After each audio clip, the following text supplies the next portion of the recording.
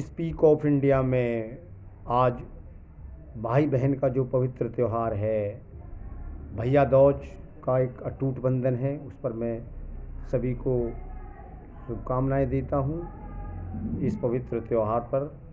और आज 15 नवंबर के दिन जो बिरसा मुंडा नाम के एक जाति से जो पैदा हुए थे, उन्होंने अंग्रेज़ों के विरुद्ध एकमत होकर एक लड़ाई लड़ी थी झारखंड में। और झारखंड इस दिन को झारखंड दिवस के रूप में मनाते हैं। बिरसा मुंडा का जीवन अंग्रेज़ों के विरुद्ध, उनकी गलत नीतियों के खिलाफ हमेशा लड़ता रहा और संघर्ष किया। वैसे ही गलत कार्यों के लिए हम कांग्रेसी रोष प्रकट कर सकते हैं। और आज का दिन पवित्र दिन है।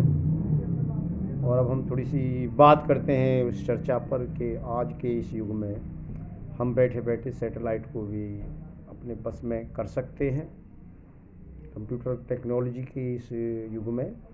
तो मामला ये है कि ईवीएम तो एक बहुत छोटी सी चीज़ है कि ईवीएम को बस में भी किया जा सकता है, इसमें कोई गलत नहीं है। ईवीएम को अब हम चर्चा करते हैं बिहार की राजनीति पर कि बिहार के अंदर जो था मामला वो ये था कि बीजेपी का जो वोट बैंक था वो लगभग 5% घटा सर्वे में।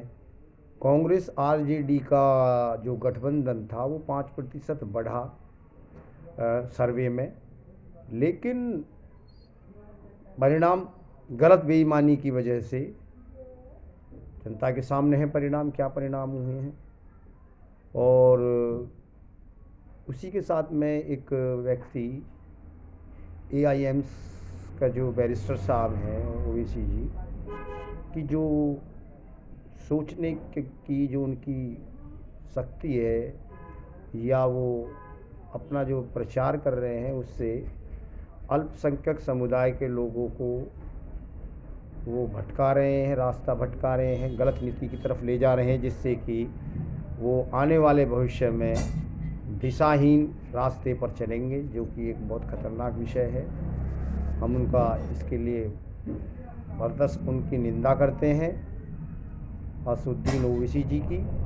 और ये जो मामला है 70% दल जो देश के वो चाहते हैं चुनाव बैलेट पेपर पर।